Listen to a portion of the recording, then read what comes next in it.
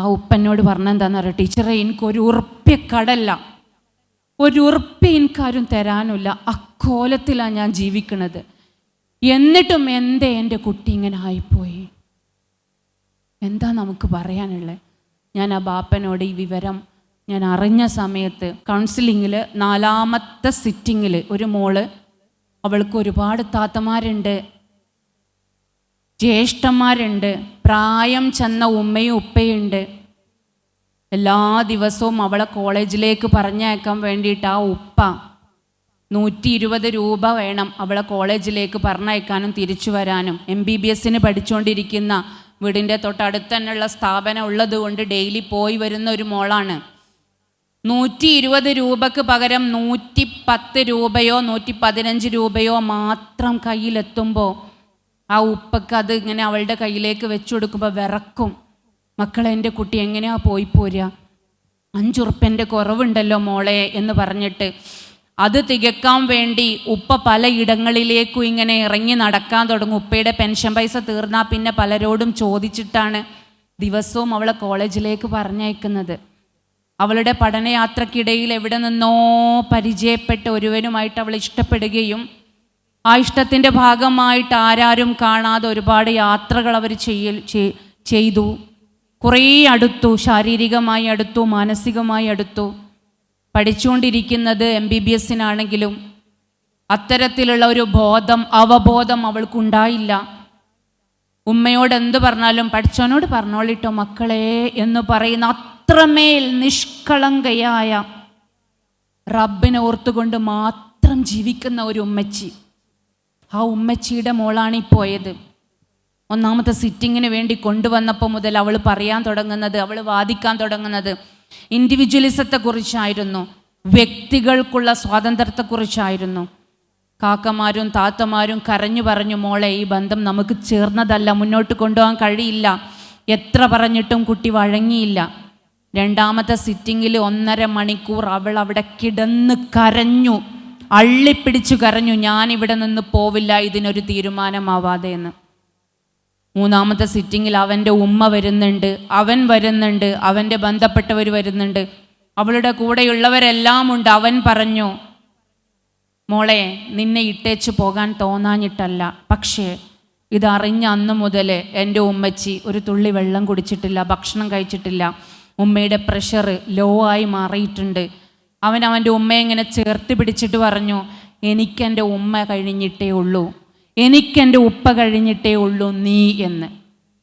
പക്ഷെ അപ്പോഴും അവൾ വാശി പിടിക്കാം, എനിക്ക് നിൻ്റെ കൂടെ തന്നെ ജീവിക്കണം, ഇനി എങ്ങാനും എൻ്റെ ജീവിതത്തിലേക്ക് നീ വന്നിട്ടില്ലെങ്കിൽ നിന്നെ ഞാൻ വെറുതെ വിടൂല, നിന്നെ ഞാൻ ജീവിക്കാൻ സമ്മതിക്കൂല. ഇത്രമേൽ വൈരാഗ്യ ബുദ്ധിയോടുകൂടി നടക്കുന്ന അവളുടെ ആ പക അവൻ മനസ്സിലാക്കിയിട്ട് അവൻ എന്നോട് പറഞ്ഞു, ടീച്ചറെ നോക്കൂ, നിങ്ങൾ ഇത്രമേൽ സ്നേഹിച്ച എന്നോട് കാണിക്കുന്ന പകയാണിത്. അവസാനം അതിനൊരു തീരുമാനമാവാകത്തെ അവൾ വല്ലാതെ പ്രയാസപ്പെട്ട് പോവുകയും അവൾക്ക് മെഡിക്കൽ ട്രീറ്റ്മെൻറ്റിലേക്ക് പോകണമെന്നുള്ള ഒരു കണ്ടീഷൻ വരികയും പിന്നെ ഒരു 3 ദിവസത്തിന് ശേഷം അവൾ എന്നെ വിളിച്ചു പറഞ്ഞു, ടീച്ചറെ ഞാൻ നോർമലായിട്ടുണ്ട്, എനിക്ക് നിങ്ങൾ ഒന്നുകൂടി കാണണം. ആ 4ാമത്തെ സിറ്റിങ്ങിൽ അവൾ എന്നോട് പറഞ്ഞ കാര്യങ്ങൾ എനിക്കൊരു മാതാപിതാക്കളോടും പറയാൻ പറ്റാത്തതാണ്. അവൾ എന്നോട് പറഞ്ഞത്, അവളുടെ ഉമ്മ നിരന്തരമായി അവൾക്ക് വേണ്ടി പ്രാർത്ഥിച്ചു കൊണ്ടിരിക്കുകയാണ്, പടച്ചോനെ എൻ്റെ കുട്ടിയുടെ മനസ്സൊന്ന് മാറ്റണേ എന്ന് പറഞ്ഞിട്ട്. അവൾ എൻ്റെ അടുത്ത് പറഞ്ഞത്, ടീച്ചറെ ഇത് ഹറാമായൊരു ബന്ധമാണെന്ന് എനിക്കറിയാം, ഇത് ഹലാലാക്കാൻ വേണ്ടി കഴിവിൻ്റെ പരമാവധി എല്ലാ കാര്യങ്ങളും ഞാൻ ചെയ്തിട്ടുണ്ട്, എൻ്റെ കുടുംബം ഇത് അംഗീകരിക്കുന്നില്ല, എൻ്റെ ഉമ്മക്കും ഉപ്പക്കും ഇത് അംഗീകരിക്കാൻ പറ്റില്ല പോലും, കാരണം അവൻ ആ രീതിയിലുള്ളതും അവൻ്റെ കുടുംബവും ആ തരത്തിലുള്ളതായതുകൊണ്ട്. അതുകൊണ്ട് ഇനി എനിക്ക് എൻ്റേതായ റിസ്കിൽ എന്തൊക്കെ ചെയ്യാൻ പറ്റുമെന്നുള്ള സാധ്യതകൾ അറിയാനാണ് വന്നത്.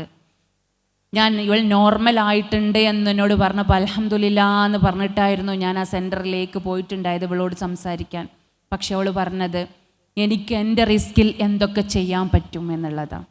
എൻ്റെ റിസ്ക് എന്ന് പറഞ്ഞാൽ സ്വന്തമായ അഭിപ്രായത്തിൻ്റെ പേരിൽ രജിസ്റ്റർ മാരേജ് ചെയ്യാനും അതല്ലെങ്കിൽ പോലീസ് സ്റ്റേഷനിലേക്ക് പോയി ഇതിൻ്റെ ബാക്കി കാര്യങ്ങൾ തീരുമാനിക്കാനും അവൻ്റെ കൂടെ ജീവിക്കാനും.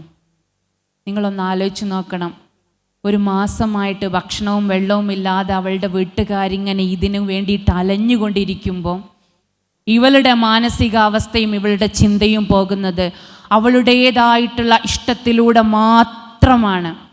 നീ മോളെ, നീ നിൻ്റെ ഉമ്മയെ ഒന്ന് ആലോചിക്ക്, നിൻ്റെ പ്രായമുള്ള ഉപ്പയെ ഒന്ന് ആലോചിക്ക്. 40,000 50,000 തന്ന ഓരോ സെമസ്റ്ററിലും നിന്നെ ടൂറിന് പറഞ്ഞ് അയച്ചു കൊണ്ടിരിക്കുന്ന നിൻ്റെ ഉപ്പയെ നീ ഒന്ന് ആലോചിച്ച്, കടമെടുത്ത് നിന്നെ പഠിപ്പിച്ചു കൊണ്ടിരിക്കുന്ന നിൻ്റെ കുടുംബത്തെ നീ ഒന്ന് ആലോചിക്ക്. അവർക്ക് വേണ്ടത്ര സാമ്പത്തികമില്ലാഞ്ഞിട്ടും നിനക്ക് യോജിച്ച, നിനക്കിഷ്ടപ്പെട്ട കോഴ്സ് നീ തിരഞ്ഞെടുത്തപ്പം അതിലേക്ക് പറഞ്ഞയച്ച നിൻ്റെ ജ്യേഷ്ഠന്മാരെ നീ ഒന്ന് ചിന്തിക്കുക എന്ന് പറഞ്ഞപ്പം എന്നെ എന്താ ആരും മനസ്സിലാക്കാത്തത്, എൻ്റെ ചിന്ത എന്താ ആരും മനസ്സിലാക്കാത്തതെന്നാണ് ചോദിച്ചത്. മാതാപിതാക്കൾ തളർന്നു പോകുന്നൊരു ഘട്ടമാണ് പ്രിയപ്പെട്ടവരെ. പ്രിയപ്പെട്ട മക്കളെ, നിങ്ങളൊന്ന് ആലോചിക്കണം. അവനവൻ എന്ന് പറയുന്നത് അവനവൻ എന്താ ഉള്ളത്? ഞാൻ ആദ്യം ചോദിച്ച ചോദ്യം വീണ്ടും ചോദിക്കാം. എന്നെ, എൻ്റെ ശരീരത്തെ, എൻ്റെ ബുദ്ധിയെ, എൻ്റെ ബോധത്തെ എന്നൊക്കെ പറയുമ്പോൾ നിങ്ങൾ ആലോചിച്ച് നോക്കണം. പൂവറിയുമോ വേരറിഞ്ഞ കയ്പുകൾ എന്ന് ഇൻട്രൊഡക്ഷനിൽ നമ്മൾ കേട്ടു. ഈ പൂവിനെന്താ അറിയാം? കയ്പ് അനുഭവിച്ചത് മുഴുവൻ വേരുകളാണ്. ആ വേരുകളെ തള്ളിപ്പറയുന്ന ഒരു മനുഷ്യനും ഈ ഭൂമിയിൽ സന്തോഷത്തോടെയും സമാധാനത്തോടെയുള്ള ജീവിതം ഇവിടെയും സാധ്യമല്ല, ഇനി ഇവിടെ നിന്ന് അങ്ങോട്ട് പോയിട്ടും സാധ്യമല്ല എന്നുള്ളതാണ്. അദ്ദേഹം വളരെ പ്രയാസപ്പെട്ട ഒരു വല്ലാത്തൊരവസ്ഥയിലാണ് പിന്നെ എൻ്റെ അടുത്തേക്ക് വന്നത്. ഞാൻ എന്ത് ചെയ്യണം എന്നുള്ളത്.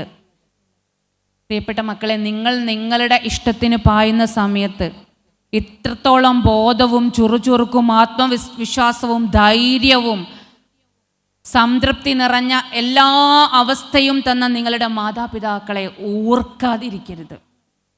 സ്ഥിരമായിട്ട് പള്ളിയിലേക്ക് ജമാഅത്തിന് പോകുന്ന ഉപ്പ, ഒരുപാട് പറയാനുണ്ട് മക്കളെ, ഏറെ പറയാനുണ്ട്. എന്തുകൊണ്ട് സൊസൈറ്റി ഈ ഒരു തലമുറ എങ്ങനെ ആയി പോകുന്നു എന്നുള്ളതിൻ്റെ ഉത്തരം വ്യക്തമായി കിട്ടുന്നില്ല. സുബഹിക്ക് പള്ളിയിൽ ബാങ്ക് കൊടുക്കുന്ന മൊല്ലാക്ക വരുന്നതിന് മുമ്പേ ഈ ഉപ്പ പള്ളിയിലെത്തുന്നുണ്ട്. മറ്റൊരു ഉപ്പയെക്കുറിച്ചാണ് ഞാൻ പറയണത്. 2 പേജ് ഖുർആൻ പാരായണം ചെയ്തതിന് ശേഷമാണ് പള്ളിയിലേക്ക് മൊല്ലാക്ക ബാങ്ക് കൊടുക്കാൻ വരിക. ചില ദിവസങ്ങളിൽ മൊല്ലാക്ക ഇങ്ങനെ വിളിച്ചു പറയും, നിങ്ങൾ വന്നിട്ടല്ലോ, അവിടെ എത്തിയിട്ടുണ്ടോ? ഞാൻ ഏകദേശം ഇങ്ങനെ എത്താനായിട്ടുള്ളൂ, ബാങ്ക് നിങ്ങൾ കൊടുക്കല്ലോ അല്ലേ എന്നൊക്കെ. ആ വിളിച്ചു പറയുന്ന സമയത്ത് ഇദ്ദേഹമാണ് ഇവിടെ ബാങ്ക് കൊടുക്കുക. 2-3 കിലോമീറ്ററോളം വീട്ടിൽ നിന്ന് വാഹനം ഓടിച്ചു പോയിക്കൊണ്ടിരിക്കുന്ന ഇദ്ദേഹം ഒരു വക്ത് പോലും മുടക്കാതെ ജമാഅത്തിനായിട്ട് പങ്കെടുക്കുന്ന ഇദ്ദേഹത്തിൻ്റെ അറബി കോളേജിൽ പഠിച്ചുകൊണ്ടിരിക്കുന്ന പൊന്നുമോൾ, മക്കളെ നിങ്ങൾക്ക് എങ്ങനെയാണ് ഇതിന് സാധിക്കുന്നത്? അവൾ സ്നേഹിച്ചു കൊണ്ടിരിക്കുന്ന അതുപോലെ തന്നെയുള്ള ഒരു സ്ഥാപനത്തിലെ മോനുമായിട്ട് അവർക്കേറെ നേരം ഇരുന്ന് സംസാരിക്കണമെന്നുള്ളതുകൊണ്ട് സ്ഥിരമായി കുറേ സമയം കിട്ടാൻ വേണ്ടിയിട്ട് വന്നുകൊണ്ടിരിക്കുന്നത് അവളുടെ വീട്ടിലേക്ക്, അവളുടെ സ്വന്തം റൂമിലേക്കാണ്. ഒരുപാട് ഇതേപോലെ തന്നെ വലിയൊരു കുടുംബത്തിൽ ജീവിക്കുന്ന ആ മോളുടെ വീട്ടിലേക്ക് ഒരു പേടിയുമില്ലാതെ ബേജാറുമില്ലാതെ നിരന്തരമായിട്ട് വർഷത്തിൽ മാസത്തിൽ പല പ്രാവശ്യമായിട്ട് ഇവൻ വന്നു പോയിക്കൊണ്ടിരിക്കുന്നുണ്ട്. ആ വീട്ടിൽ റൂമുകൾ കുറവാണ്. അപ്പോൾ ഇത്താത്തനെ വിവാഹം കഴിച്ച് പറഞ്ഞയച്ചിട്ടുണ്ട്. ഇത്താത്ത വിരുന്ന് വരുന്ന സമയത്ത് ഇത്താത്തയും മോനും കിടക്കുക ഇവളുടെ റൂമിലാണ്. ആ ദിവസം ഇവർ കാണാൻ തീരുമാനിച്ചിട്ടുണ്ടെങ്കിൽ കണ്ടിരിക്കണം അല്ലേ? വേണ്ടേ? നാളെ കാക്കാന്ന് പറഞ്ഞാൽ പറ്റാറുണ്ടോ? പറയണ്ട അല്ലേ? അപ്പോൾ ആ ദിവസം അവർ എവിടെ നിന്ന് കാണും? കാരണം ആ റൂമിൽ ഇത്താത്തയും മോനും ഉണ്ട്. ഇത്താത്തയും മോനും ഉറങ്ങിയതിന് ശേഷം രാത്രി 12 മണിയാകുമ്പോൾ അവൻ എത്തിയ സ്ഥലത്ത് നിന്ന് അവൻ അവളുടെ ഫോണിലേക്കോ അല്ലെങ്കിൽ സിഗ്നലോ കൊടുക്കുന്നു. അവൾ റൂമിൽ നിന്ന് ഇറങ്ങിപ്പോകുന്നു. കുറച്ച് ദൂരം നടന്നു കഴിഞ്ഞാൽ അവരുടെ വീടിൻ്റെ കുറച്ച് അപ്പുറത്തേക്ക് മാറി ഓപ്പോസിറ്റ് ഭാഗത്തായിട്ട് അവിടെ ഒരു പള്ളിപ്പറമ്പുണ്ട്. ആ ഖബറിടത്തിൽ മരങ്ങൾക്കിടയിലിരുന്നാണ് 3 മണി 3:30 വരെ അവർ സംസാരിക്കുന്നതും അവരുടെ ഇഷ്ടങ്ങൾ പങ്കുവെക്കുന്നതും. ഇതുപോലെയുള്ള ഒരുപാട് അനുഭവങ്ങൾ പ്രിയപ്പെട്ട മക്കളെ എൻ്റെ ഉള്ളിലുണ്ട്. ആ ഉപ്പനോട് പറഞ്ഞെന്താണെന്ന് അറിയാം, ടീച്ചറെ എനിക്കൊരു ഉറുപ്പ്യ കടല്ല, ഒരു ഉറുപ്പ് എനിക്കാരും തരാനില്ല. അക്കോലത്തിലാണ് ഞാൻ ജീവിക്കുന്നത്. എന്നിട്ടും എന്തേ എൻ്റെ കുട്ടി ഇങ്ങനെ ആയിപ്പോയി? എന്താ നമുക്ക് പറയാനുള്ളത്? ഞാൻ ആ ബാപ്പനോട് ഈ വിവരം ഞാൻ അറിഞ്ഞ സമയത്ത് ആ ബാപ്പനോട് പറഞ്ഞത്, തേച്ചൊന്നുമില്ല, സാരല്ല, നിങ്ങൾ മോളെയും കൊണ്ട് പോയിക്കോളി, കാര്യമായിട്ടൊന്നുമില്ല, നമുക്ക് പിന്നെ സംസാരിക്കട്ടോ എന്നാണ് പറഞ്ഞത്. ആ ഉപ്പയോട് സെൻറ്ററിൽ നിന്ന് ഈ വിവരങ്ങൾ പറഞ്ഞാൽ ആ ഉപ്പയും ആ മകളും വീട്ടിലെത്തൂല എന്നുള്ളത് എനിക്ക് ഉറപ്പാണ്. വീട്ടിലെത്തി കഴിഞ്ഞതിന് ശേഷം റമളാൻ മാസമാണ്. അവർ വീട്ടിലെത്തിയെന്ന് ഉറപ്പായതിന് ശേഷമാണ് ഞാൻ അവരെ ഫോൺ ചെയ്ത് പറയണത്, ഞങ്ങളൊന്ന് വീട്ടിലേക്ക് വന്നാലോ? ഞാൻ എൻ്റെ കൂടെയുള്ള ഒരാളെയും കൂടി കൂട്ടിയിട്ടാണ് പോണത്. ഞങ്ങളൊന്ന് വീട്ടിലേക്ക് വന്നാലോ? കുറച്ച് കാര്യങ്ങൾ പറയാനുണ്ടായിരുന്നു. ആയിക്കോട്ടെ ടീച്ചറെ, വന്നോളി. ഞാൻ അവിടെ എത്തിയപ്പം ഉപ്പ അദ്ദേഹത്തിൻ്റെ ഷർട്ടിൻ്റെ ബട്ടണ് ഈ ബട്ടൺ ഇങ്ങോട്ടാക്കി, ഈ ബട്ടൺ ഇങ്ങോട്ടാക്കി. അത്യാവശ്യം മാന്യമായി വേഷം ധരിക്കുന്ന അദ്ദേഹത്തിൻ്റെ സ്ലീവൊക്കെ ഇങ്ങനെ തുറന്ന് കിടക്കുന്നുണ്ട്. കൈകളൊന്നും ഒതുക്കി വെച്ചിട്ടില്ല. തലമുടിയാകെ പരന്ന് കിടക്കുന്നുണ്ട്. എന്തെങ്ങൾക്ക് പറ്റിയെന്ന് ചോദിച്ചു ഞാൻ ചിരിച്ചിട്ട്. ടീച്ചറെ, എനിക്ക് എന്താണെന്നറിയില്ല, ആകെ എനിക്ക് എന്തൊക്കെയോ പറ്റുന്നില്ല, എനിക്കറിയാം എന്തോ സംഭവിച്ചിട്ടുണ്ട്. പാവങ്ങളിൽ പാവമായ ആ ഉമ്മയോടും ആ ഉപ്പയോടും പച്ചയായ ഈ സത്യം പറയാതിരിക്കാൻ പറ്റില്ല. ഞാൻ നിങ്ങളോടിതിങ്ങനെ തുറന്നു പറയുന്നത് മക്കളെ, ഇത്തരത്തിലുള്ള ഒരുപാട് കാര്യങ്ങൾ നമുക്കിടയിൽ നടന്നുകൊണ്ടിരിക്കുമ്പോൾ നമ്മളാക്കി മാറ്റിയ ആ വേരുകളെ, ആ വൻമരങ്ങളെ മറക്കാൻ പാടില്ല എന്നുള്ളതുകൊണ്ടാണ്. ഒരു ഉമ്മക്കും ഒരു ബാപ്പക്കും സഹിക്കാൻ പറ്റാത്ത രീതിയിലാണ് പലപ്പോഴും മക്കളും മാതാപിതാക്കളെ ചതിച്ചുകൊണ്ടിരിക്കുന്നത്. എങ്ങനെയൊക്കെയാണ് നമ്മളെ ജീവിപ്പിച്ച് അവരിങ്ങനെ കൊണ്ടുവന്നിരിക്കുന്നത്.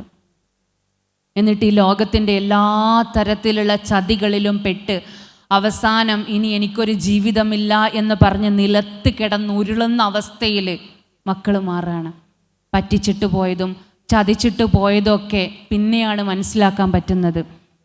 സ്ഥിരമായി ഈ രീതിയിൽ ഇൻസ്റ്റഗ്രാമിലൂടെയും അതല്ലെങ്കിൽ മറ്റ് മാധ്യമങ്ങളിലൂടെയൊക്കെ നമ്മൾ ചതിക്കുഴികളിലേക്ക് ഇങ്ങനെ പെടുന്ന സമയത്ത് നമ്മൾ ചിന്തിക്കുന്നില്ല, നമ്മളിതിനെക്കുറിച്ച് ആലോചിക്കുന്നില്ല. നെഞ്ചു പൊട്ടുന്ന ഒരു ഉമ്മയുടെയും ബാപ്പയുടെയും നടുവിലിരുന്നു കൊണ്ട് മകൾ പറയാം, ടീച്ചറെ എന്താ നിങ്ങൾ പറയണേ, എന്തുമ്മയും ബാപ്പയും, ഒരു 18 വയസ്സൊക്കെ കഴിഞ്ഞാൽ പിന്നെ സ്വന്തമായി അവനവൻ്റെ ഇഷ്ടത്തിന് വിട്ടു തന്നൂടെ? ഒരു സൗര്യവും തരാത്ത 2 ജന്മങ്ങൾ. രാത്രി 12 മണിക്ക് ഉപ്പ ഇങ്ങനെ നെഞ്ചിങ്ങനെ പിടിച്ചു വെക്കുന്നുണ്ട് റൂമിൻ്റെ പുറത്തിരുന്നിട്ട്. ഏതോ സെൻറ്ററിൻ്റെ മുന്നിൽ ഏതോ നാട്ടിലേക്ക് വന്നിട്ട് സ്വന്തം മകളുടെ ദുഷ്കരമായ ലജ്ജിക്കുന്ന അവസ്ഥയെക്കുറിച്ച് മറ്റൊരാളോട് ഷെയർ ചെയ്യുകയും അതിനെന്തെങ്കിലും പരിഹാരം കാണാൻ പറ്റുമെങ്കിൽ ആ പരിഹാരത്തെക്കുറിച്ച് ചർച്ച ചെയ്യാനൊക്കെ വരുമ്പം അവരുടെ ഉള്ളിലുണ്ടാകുന്ന ആ വിങ്ങിപ്പൊട്ടൽ എത്രത്തോളമാണെന്ന് നമ്മൾ മനസ്സിലാക്കേണ്ടതുണ്ട്. പ്രിയപ്പെട്ട മക്കളെ, എന്താണ് ഈ ഖുറത്തായിൻ എന്ന് പറഞ്ഞാൽ? ഖുറത്തായിൻ എന്ന് പറഞ്ഞാൽ അത് കൺകുളിർമയാണെന്ന് നിങ്ങൾ പറയും അല്ലേ? ഈ കൺകുളിർമ എന്ന് പറഞ്ഞാൽ ശരിക്കും എന്താണെന്നറിയോ? മനം കുളിർമയാണ്. നിങ്ങളിൽ എത്ര മക്കൾക്ക് നിങ്ങളുടെ മാതാപിതാക്കൾക്ക് മനം കുളിർമ കൊടുക്കാൻ പറ്റുന്നുണ്ട്? മനസ്സിന് കുളിർമ കൊടുക്കാൻ പറ്റുന്നുണ്ട്? എടോ, കൺകുളിർമ കണ്ണുപൊട്ടനും ഉണ്ടാവില്ലേ കൺകുളിർമ? കണ്ണ് കാണാത്ത ഒരാൾക്കും ഉണ്ടാവില്ലേ കൺകുളിർമ? അതെങ്ങനെയാ ഉണ്ടാവുക? കണ്ണിങ്ങനെ കുളിർമയായിട്ടാ? മനസ്സിനുണ്ടാകുന്ന കുളിർമയുണ്ട്. ഓക്കെ, ഒരു കണ്ണ് കാണാത്ത ആള് അദ്ദേഹത്തിൻ്റെ കല്യാണത്തിന് ശേഷം അദ്ദേഹത്തിനൊരു കുഞ്ഞ് ജനിക്കുകയും ആ കുഞ്ഞ് കണ്ണ് കാണുന്നവനാണെന്ന് അറിയുകയും ചെയ്യുമ്പോൾ അദ്ദേഹത്തിൻ്റെ ഉള്ളിലുണ്ടാകുന്ന ഒരു സന്തോഷമില്ലേ? എന്നിട്ട് ആ കുഞ്ഞ് വളർന്നു വലുതായി വരുന്ന സമയത്ത് ആ കുഞ്ഞ് തൻ്റെ പരിമിതികളൊക്കെ നികത്തിക്കൊണ്ട് തൻ്റെ കുടുംബത്തിലും തൻ്റെ നാട്ടിലും തനിക്കു വേണ്ടി ഒരുപാട് കാര്യങ്ങൾ ചെയ്യുമ്പോൾ ഉണ്ടാകുന്ന ഒരു കൺകുളിർമ, അതാണ് മനം കുളിർമ എന്ന് പറയുന്നത്. ഇതാണ് മാതാപിതാക്കളെ നിങ്ങളിൽ നിന്ന് പ്രതീക്ഷിച്ചുകൊണ്ടിരിക്കുന്നത്. ഇതിനു വേണ്ടിയിട്ടാണ് അവർ നമ്മളെ ഓരോ നിമിഷവും ഇങ്ങനെ കൃത്യമായ പരിശീലനങ്ങൾ ഇങ്ങനെ നൽകിക്കൊണ്ടിരിക്കുന്നത്. തൻ്റെ ആഗ്രഹം എന്താണെന്നുള്ളത് ഓരോ മക്കളും മാതാപിതാക്കളോട് പറയണം. ഞാൻ ഇങ്ങോട്ട് വരുന്ന സമയത്ത് എൻ്റെ മോൻ എന്നോട് ചോദിച്ചിട്ടുണ്ടായിരുന്നു, ഹലാൽ വൈബ്സ് എന്ന് പറയുമ്പോൾ പ്രണയം എങ്ങനെ ഹലാലാക്കാം, മാതാപിതാക്കളോട് എങ്ങനെ ഹലാലായിട്ട് പിന്നെ ഇത്തരം കാര്യങ്ങൾ സംസാരിക്കാം, ഇതൊക്കെയാണോ ഉമ്മച്ചി പറയാൻ പോകുന്നത് എന്ന്. എൻ്റെ സമയം കഴിഞ്ഞു. അപ്പോൾ ഈ പിന്നെ ഹലാൽ വൈബ്സിൽ ഞാൻ നിങ്ങളോട് പറയുന്നത്, പ്രിയപ്പെട്ട മക്കളെ, എന്താണ് നിങ്ങളുടെ ഉള്ളിൻ്റെ ഉള്ളിലുള്ള ഇഷ്ടം? ആരോട് തോന്നുകയാണെങ്കിലും നിങ്ങളാക്കിയ നിങ്ങളുടെ മാതാപിതാക്കളോട് പറയണം. എന്ത് നിങ്ങളുടെ ഉള്ളിൻ്റെ ഉള്ളിൽ ഒരു കരട് വന്നോ തുറന്ന് പറയണം. ഞാൻ ആഗ്രഹിക്കുന്ന എൻ്റെ മക്കൾ ഇങ്ങനെയാണെന്ന് ഓരോ മാതാപിതാക്കളും മക്കളോട് പറയണം.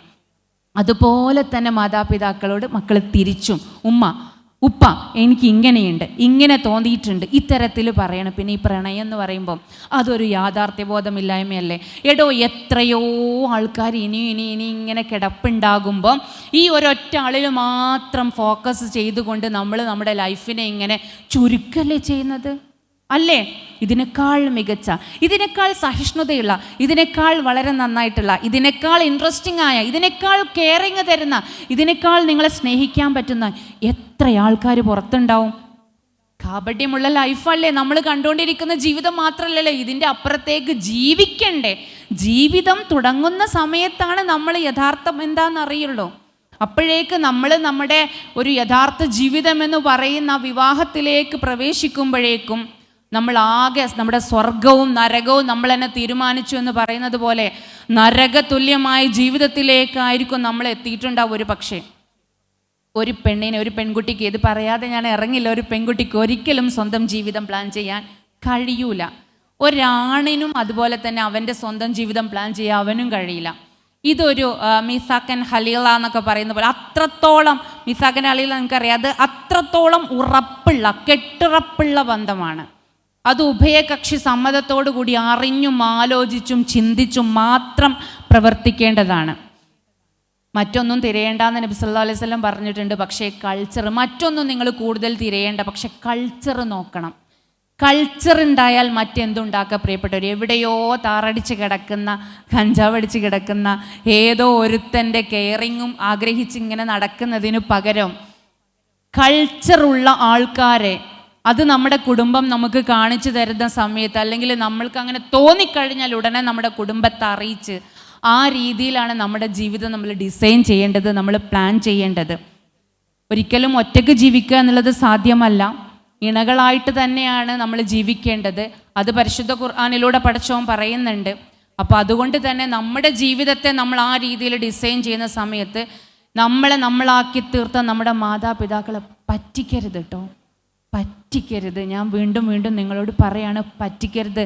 തളർന്നു പോകുന്ന, വീണു പോകുന്ന ഒരുപാട് ഉമ്മമാർ ഓരോ വീടകങ്ങളിലുണ്ട്. മക്കളെ, ഞാൻ പഠിപ്പിക്കുന്നത് ഒരു സ്പെഷ്യൽ സ്കൂളിലാണ്. ചെവി കേൾക്കാത്ത, സംസാരിക്കാത്ത മക്കൾ മാത്രമാണ്. നിങ്ങളെപ്പോലെയുള്ള ഒരുപാട് കുട്ടികൾ പഠിക്കുന്ന സ്ഥാപനമാണ്. പക്ഷെ അവർക്കൊന്നും ഇത്തരത്തിലുള്ള ഒരു അനുഗ്രഹം റബ്ബ് കൊടുത്തിട്ടില്ല. പക്ഷേ നമുക്കെല്ലാവർക്കും റബ്ബ് തന്നിട്ടുള്ള അനുഗ്രഹങ്ങൾ ഇതൊക്കെയാണ്. ഇത്രത്തോളം അനുഗ്രഹങ്ങൾ നമ്മൾക്ക് തരുമ്പോഴും നമ്മുടെ കൂടെ ഇങ്ങനെ കുറേ ആൾക്കാരുണ്ട്. പ്രതിസന്ധികളെയൊക്കെ ചവിട്ടിക്കയറി അവരിങ്ങനെ ജീവിക്കാൻ അവർ മുതിരുന്നത് കൊണ്ടാണ്, ജീവിതത്തിലേക്ക് അവർ വരുന്നത് കൊണ്ടാണ് നമ്മൾ അവരെ ചേർത്ത് പിടിച്ചുകൊണ്ടിരിക്കുന്നത്.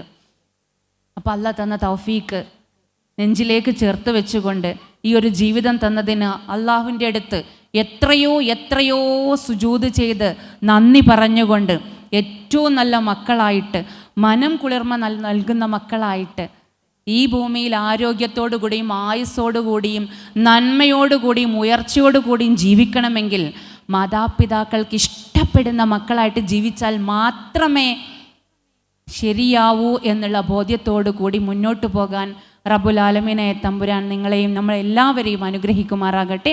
വാഖിർ ദഅ്വാനാ അൽഹംദുലില്ലാഹി റബ്ബിൽ ആലമീൻ. അസ്സലാമു അലൈക്കും വറഹ്മത്തുള്ളാഹി വബറകാതുഹു.